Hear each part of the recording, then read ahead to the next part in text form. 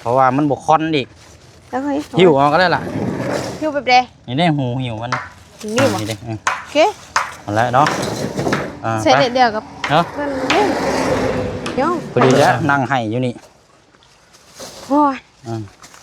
โอ้ยอยู่บ่ได้ซะว้าวถ่ายเอ้ยละประมาณนี้เอาไปเนาะอะไรแล้วมันของยังไม่มันกระชีอื่นๆในจังน้อยเป่า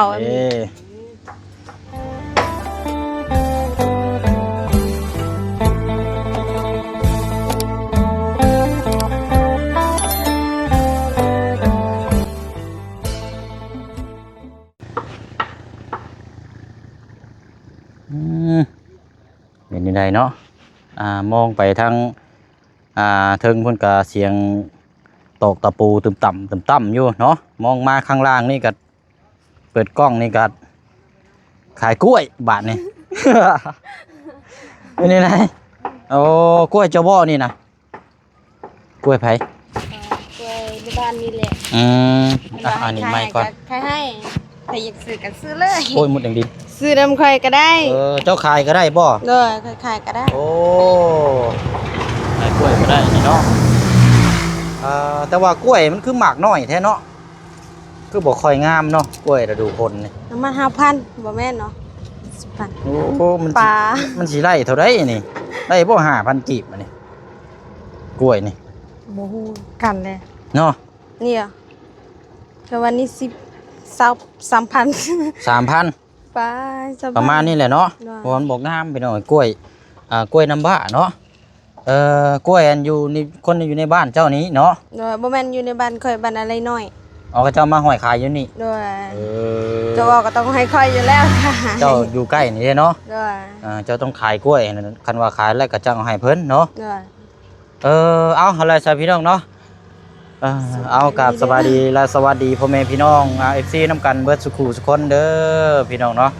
มื้อนี้ก็มาเปิดภาพก็เป็นเวลาเที่ยงเนาะเที่ยงแล้วพี่น้องไปพักกินข้าวกินน้ำแต่ว่าทางสร้างเขานี่ก็มองไปทางพุ่นก็รู้สึกว่ายังกำลังตอกต่ำอยู่เนาะพี่น้องเนาะเอาเสียงรถเสียงล่างหลังในจังน้อยเด้อพี่น้องเนาะก็มาพูดมาคุยเนาะเพราะว่าทางสร้างก็มาดำเนินการแหละกับผู้เชี่ยวชาญสิถามทางสร้างน้ำแน่เพราะว่ามื้อนี้โยกย้ายยันว่าอันผู้เชี่ยวชาญสิสร้างแห่ทรายไปบ้านของทางแม่น้องเอิงนะพี่น้องเนาะมื้ออื่นมันพร้อมกับแม่นว่าไปเบิ่งน้ำกันนะพี่น้องเนาะเดี๋ยวถามทางผู้สร้างน้ำกันเนาะเอาแล้วก็มีข่าวดีแล้วก็พร้อมมอบให้เลยแต่ว่าต้องถามน้องเพิ่นน้ำอีกเลยพี่น้องว่าน้องเพิ่นสิสะดวกครับหรือบ่แบบสิกับพี่น้องเนาะเพราะว่าเฮาก็บ่ได้ถามล่วงหน้าแต่ว่าทางพี่เนาะทางพี่ไพทิพย์อยู่สมุทรปราการเนาะทางพี่เพิ่นก็ซอยหลายเคสที่ผ่านมาเนาะพี่น้องเนาะให้ทางผู้เชี่ยวชาญนี่ซื้ออาหารการกินแต่ละครอบครัวมื้อนี้ก็มองเห็นทางน้องลังเนาะเมื่อวานนี้เราจูไผ่1เข้าและพื้นมันเปียกจูยากบ่ยากบ่มันเปียกเลยเนาะได้มันเปียกแล้วบัดนี้ทำให้อันที่ว่าก็เพื่อสิได้กินเพื่อเข้าสิสุกเนาะบีนี่บับบุบเนาะสลบพอดีเนาะเพื่อสิได้กินเอาก็เลยทางพี่เพิ่นก็โทรมาลมกับทางบ่เชียงพี่น้อยเนาะก็ให้เพิ่นก็ได้ฝากเงินมาให้ทางบ่เชียงนี่ซื้อเตาจุใส่พื้นก็ได้ใส่ทานก็ได้มันมี2ระบบอยู่ที่เฮาสิเลือกใช้นะพี่น้องเนาะแต่ว่าไผ่อันพื้นนี่เฮาต้องพาไปเสียดแล้วก็วางเข้าไปเนาะอันนี้ต้องถามทางน้องเพิ่นก่อนได้ว่าสิอันนี้เนี่ยบ่เนาะเจ้าก็เคยใช้อยู่บ่บ่เคยอ้าวบัดนี้สิแต่ว่าก็บ่ยากหรอกเนาะง่ายกว่าเจ้าจุนั่นอีกแต่ค่อยก็บ่เคยลองเบิ่งเนาะบ่ยากดอกเนาะอันนี้นี่สิง่ายสุดละเวลาเจ้าจุไผ่แล้วทานลงทานมันแล้วก็มันก็บ่ได้ค้อนอีกได้ตัวนี้เจ้าย่างทอดไข่นี่สบายเลยนี่คือจะมักเห็นทอดไข่กิน เอาเดี๋ยวเบิ่งน้ำกันเนาะ เอาหั่นแหละพี่น้องบ่เชียงก็เลยซื้อมาแล้วพี่น้องเนาะอยู่ท้ายกระบะรถนี่แหละพอดูอะไรเฮ้เนาะคอยดิคอยไปคอยมาดิแบบนี้ใช้อันอ้ายเจ้าอยู่บ่ซะ โย อื่นเราลงมาเนาะนั่น ได้ เอาสิได้คนขึ้นไปแล้วกับเบิ่งน้ำกันหั่นแหละเนาะ น่ะ ไปพี่น้องเนาะอันนี้ก็จากทางพี่ไพทิพย์อยู่สมุทรปราการจากฝั่งไทยเนาะพี่น้องเนาะพี่เพิ่นก็ด้วยความเป็นห่วงเป็นใยอยากซอยแนวทางที่แบบในช่วงที่กำลังแบบปลุกกำลังสร้างเนาะคันสิว่ากับมันยากลำบากอะไรพี่น้องเฉพาะกระท่อมของเรานอนนี่มันฟ้าฝนตกมันก็พอแห้งแล้วนะแบบจูพื้นจูไผแล้วมันเปียกมันเปียกเนาะคันสิว่ากับมันเฮ็ดอยู่ให้กินยากก็เลยมองเห็นตัวนี้แหละพี่น้องทางอ้ายเพิ่นก็ได้ให้บ่เสียงซื้อมามอบให้ทางน้องเพิ่นแล้วก็สิบอกวิธีน้องเพิ่นวิธีใช้นำแน่หั่นแหละพี่น้องเนาะเพราะว่าส่วนหลายเขาเจ้าก็จุแต่พื้นเนาะจุแต่พื้นควันอะไรก็บีมบ่บ่แบบคือ อันนี้ก็คือกันแหละเพราะว่าอายมาแต่เบียบอกว่าเอ้ยเขายังตันที่สูง โคตรดีๆเนาะเอามื้อนี้สิเปลี่ยนระบบใหม่มื้อนี้เด้ออาจสิลองใช้มันแล้วอาจจะติดใจต่อไปนี่โอ้ยสิได้ยูนกองพื้นทิ่มก็เป็นไปได้เนาะไปอะไรเนาะเดี๋ยวอันน่ะมาเบิ่งน้ำกันเดี๋ยวจังขึ้นไปช่องเบิ่งทางสร้างเขานำเนาะปะกล้วยกับคนมาซื้อเดี๋ยวจังเอิ้นก็ได้เนาะนี่แหละนี่โอ้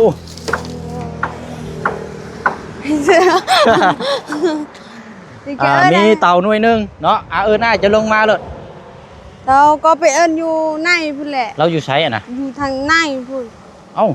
อันน่ะเดี๋ยวแป๊บนึงก่อน เนี่ย อันน้องทิ้งได้ใช่ น้องทิ้งอันนั้นนะ อยู่ไส ขุดยัง ขุดอยู่ไสอ่ะนะ ขุดอยู่แถวดินบ้านจันนี่แหละ ดินไหม้นี่บ่ อ่า เราขุดเห็นยังอ่ะนะ ขุดกระบูคือกันแหละ ขุดแปลงร่องบ่ หูน้ำลายแล้วเราบ่ได้บอก อยู่นี่บ่เดี๋ยวนี้กะเราอยู่นี่บ่เดี๋ยวนี้ อยู่ กะ นี่จักไปกินข้าวอยู่แหละ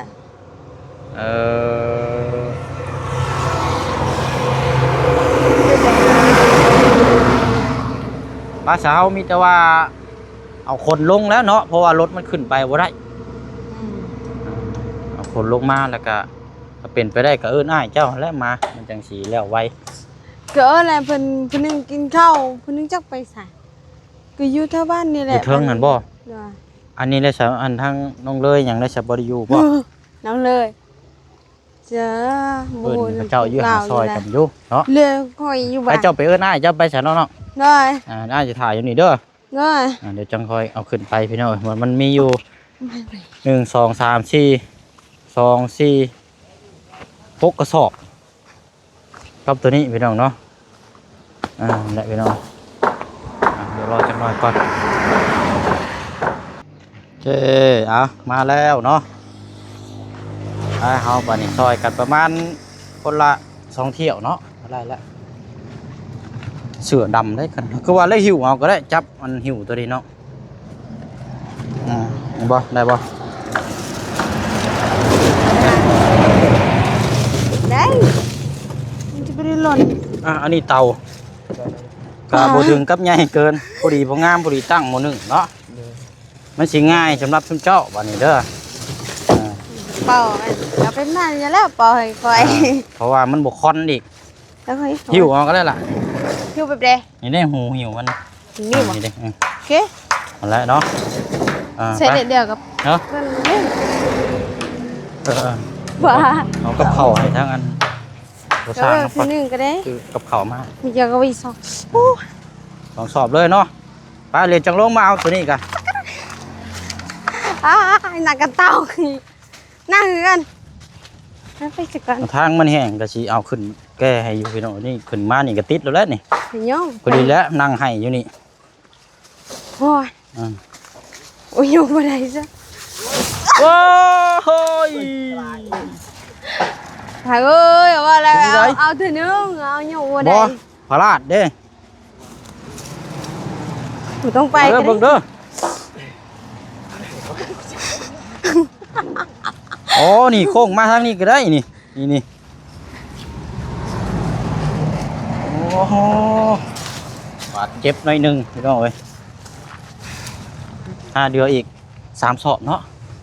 เพราะว่ามันมี6ศอกอ่ะไปลงมาอีกนึงก็ได้ได้ถ่ายอยู่เทิงพี่อันนี้พี่น้องโอ้จุไผ่1เข้า จุ พอ ไว้ ดี เล เลย ย โยลยาไว้เฮียอ่ะนี่ตัวดอก เอาประตู ก่อนละกัน โดยเอาสบายดีเนาะ1เข้า1น้ำนี่เบิ่งมุ้ยกะไปเบิ่เลยยังมันชุกอยู่นี่เนาะกูชินตอกเลย โดยอันนี้มันคอนไหนว่ามันนานชุก อยู่ เดี๋ยวเอาซื้อตัวนี้มาให้ มันก็ง่าย มาจ้าบ้านเนาะ เบิ่งทางนี้ก่อน โดน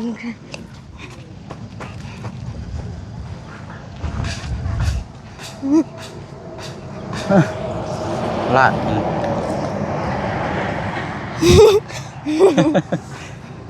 พอดีเลย1เข่าเลยเอาใส่เลยนี่จูลองมึงเลยนี่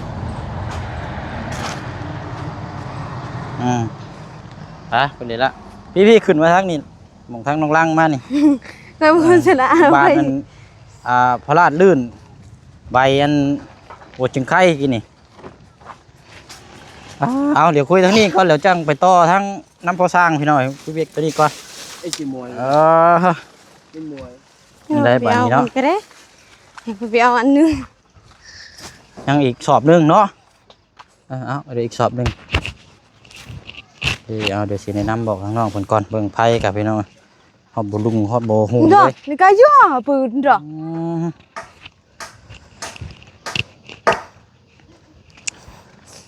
จุกระจุเนาะเตากระเตาพี่น้องพอได้นี่แหละคันสิเว้ากัน โอ้ละกันเฮ้ย โอ้ยเนาะเป็นยังไงประตูไข่อยู่บ่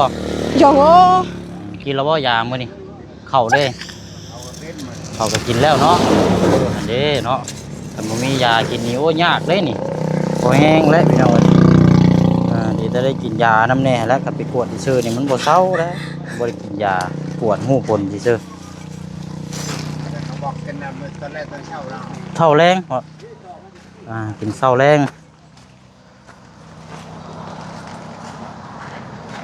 กินเศร้าแรงอันนี้ชื่อมาอันนี้สมทบ เดี๋ยวหอยบูโอ้ยพรแล้วบาดนี้ไอ้ส ส ไต ร้าง ล์ คนกินข้าวแล้วบ่ นั่ง ข้า กิ จู นได้ว่านี่แหละเนาะกินน้ำกันซื้อมาฝากเลย อุ้ยมานาน แต่น้องล้าง เตยหนึ่งเอ้ยเนี่ย คอนเนาะพูดดีๆ5-6 สอบใส่หึงอยู่หรอผู้ดีเฮือนแล้วผู้ดีมันเชื่อกันแต่ว่าทางน้องเพิ่นบ่เคยใช้ทางเชื่อกันบ่เคยใช้จักเทื่อเดี๋ยวไปเชียงสิแนะนำ มาไปไหนเนี่ย ลองเลยบ่น้องจูได้รถเนาะจูได้รถเนาะมันสิได้อันนี้ ไหนเนี่ย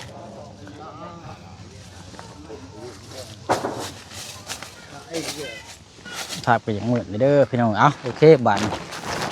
มาเอาไม่เราเนาะเจาะได้จ้าไว้เจาะโอ้ย ใช่เอาห่อนอยู่บ่หมดหนึ่งโอ้ห่อนอยู่เนาะ อะไรมันยาก มันบ่ชุกง่ายเนาะนี่เอาตั้งนี่บ่ อ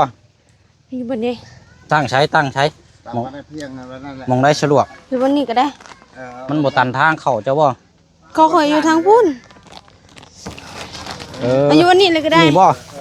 อันนี้เนาะโอเคเอาคันนี้ก็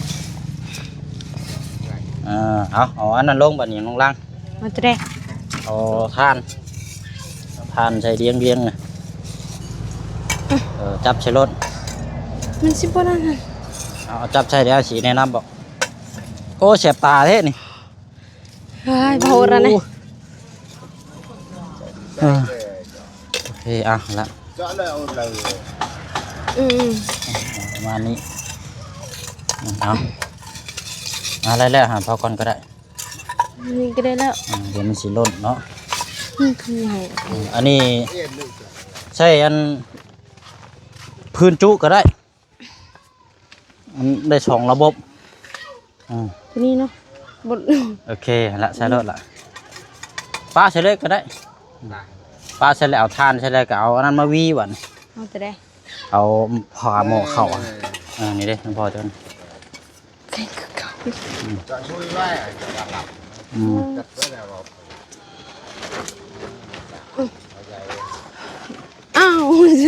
มันยาก คันว่ามันนี่แหละนี่ หอนแล้ว คอนเนาะ ยังไม่ แล้วบีเดี๋ยวทานมันติดมันก็สบายบ่เอากดเข่าตั้งเลยเนาะปิ้งปลาปิ้งหยังทอดไข่คือเรามักกินสบายอืม หอนเด้ เอาพอเนาะขนาดย่างมาเท่านี้ก็ยังฮอด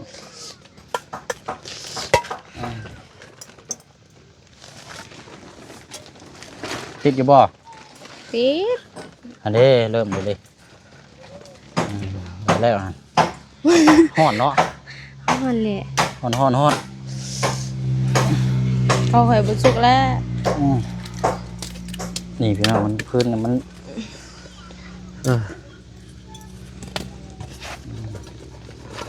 เอาต่อมันเป็นทานใส่ในกระจุใส่ก็ได้เอาเศษไม้ใส่น้ำอ้อย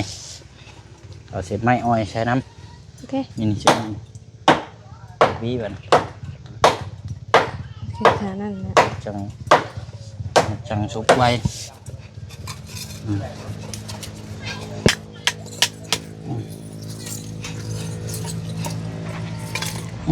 มันปิดตามันมันบ่ได้ เอา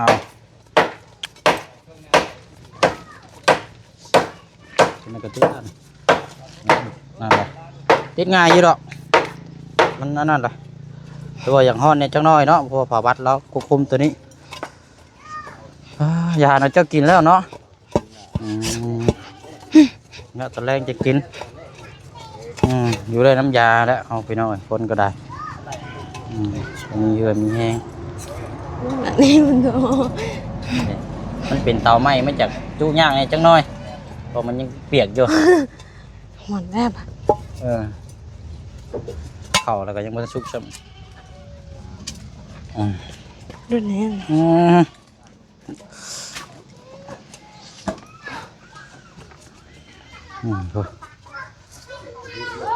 ติดระบบเอาเศษไม้ใส่ก็ได้น้อง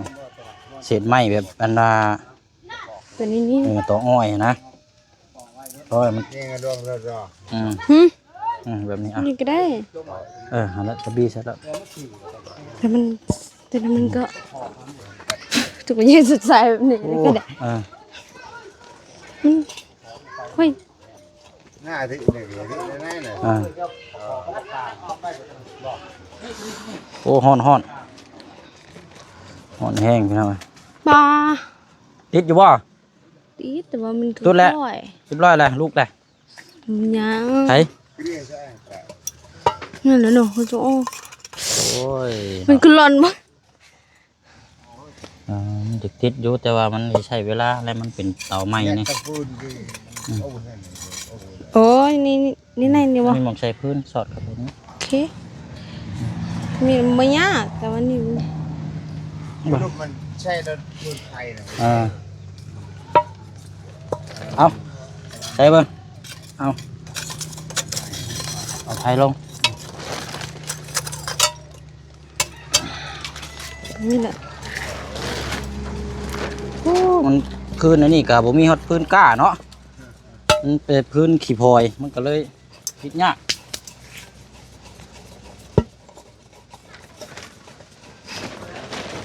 นี่มาทานเลยเอา สบาย ได้ป่ะเอานี่ก็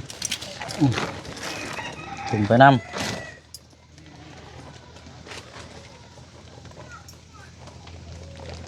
คันได้คืออันว่าต่อเป้านะเนาะพักได้นี่ เป่า เป้านะมัน เขาบอกยากเอ้ อันนี้มันไม่ยากครับมันติดแล้วมันก็ง่าย บาย มันสบายกว่าอันนี้หลาย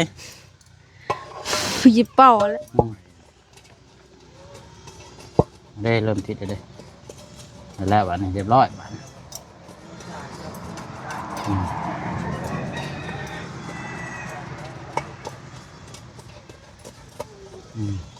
พอดีเอาตัวนี้ใส่นี่เลยจุนี้บัดนี้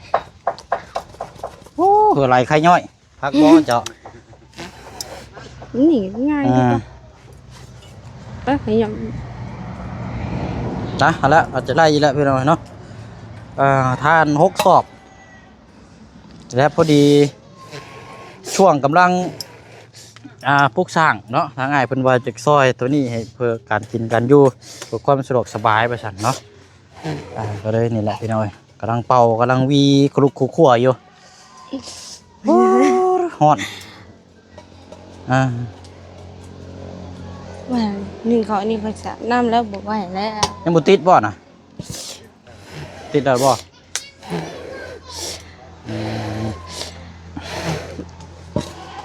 แพ้แห้งเลย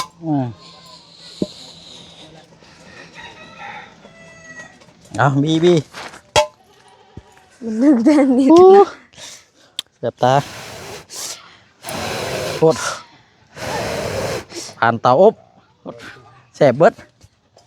ตุกตีใส่ได้แล้วบ่น้องยกย้ายเตาไปพุ่นบ่ใส่เบิ่งหาตาดีแดงหมดเบิ่งไอ้สิบีเบิ่งเป็นยังไงเดี๋ยวนี้ฮะเบิ่งไปจิบมือดิมันตั้งโมเมนต์มองมันบ่จักบ่บ่ฮู้กันเลยจ้ะ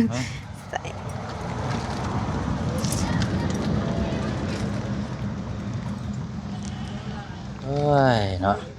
เพราะมันบวกกับตัวนี้ยังใหม่อยู่คันว่ามันร้อนแล้วมันสิอันนี้ดอก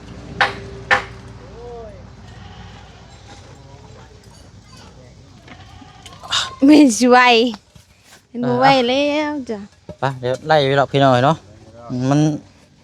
ของยังใหม่มันก็สิอืดๆแน่จังน้อยเป่าโอเคเอาโอ้จังนั้นมันก็เอาเดี๋ยวให้มันติดก่อนก็ได้น้องอ่ะเดี๋ยวค่อยคุมก็ได้เดี๋ยวตัวนี้ซุ่มเข้าไปนี่ก่อนก็ได้ออกมาก่อนก็ได้โอ้ยจะจุแล้วจุ2 อันแล้วตัวนี้ก็จุเข้าไปก่อนตัวนี้จุไปได้แล้วตัวนี้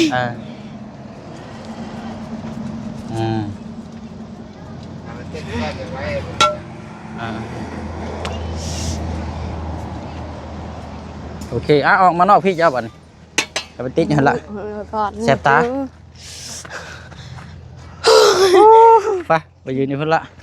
แข็งแรกฮ้อน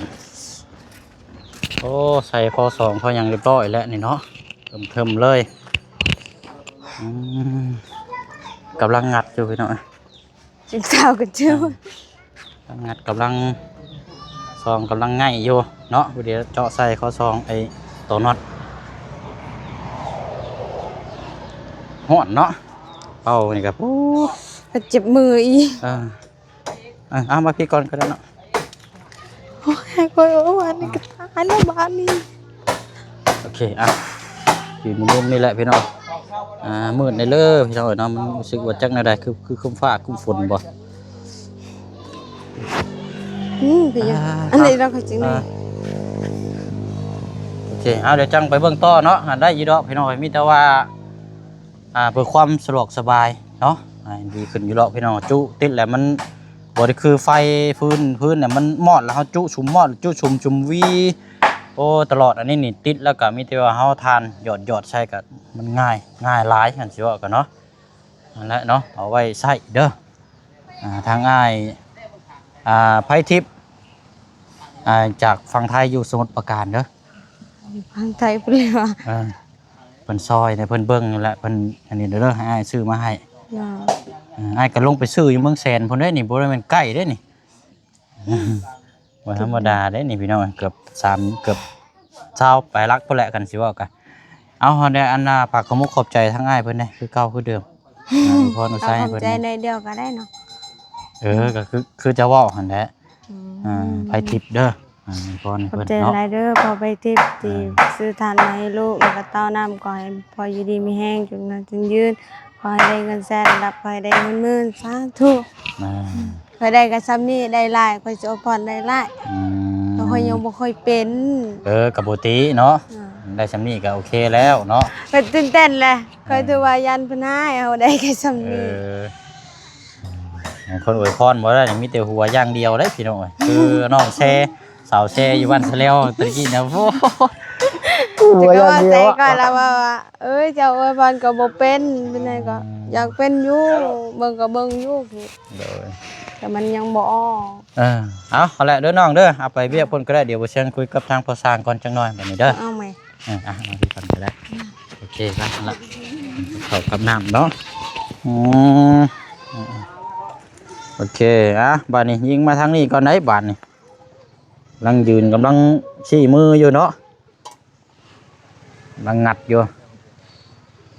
ได้อยู่บ่